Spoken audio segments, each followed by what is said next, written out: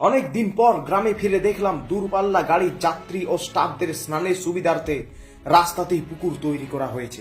প্রধানমন্ত্রী আবাস যোজনার ফলে কুকুরও তার নিজের পাকা বাড়িতেই বসবাস করে।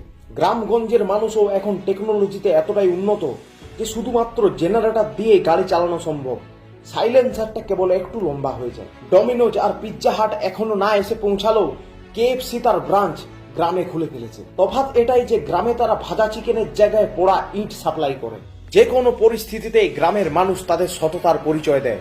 গ্রামের মানুষ কখনো মিথ্যা কথা বলে না। বর্ষাকালে ইলেকট্রিক ডিপার্টমেন্টের দয়ায় এরকম ডিজে লাইটের সৌন্দর্য উপভোগ করা যায় এবং এর থেকে অনুপ্রাণিত হয়ে কিছু কিছু মানুষ তাদের জুতোতেও এই লাইটের ব্যবহার করে থাকে।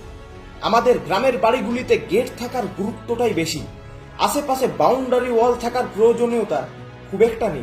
আজকালকার যুগে ফেসবুক, ইনস্টাগ্রাম ও টুইটার প্রোফাইলে ভেরিফাইড ব্যাচের মতো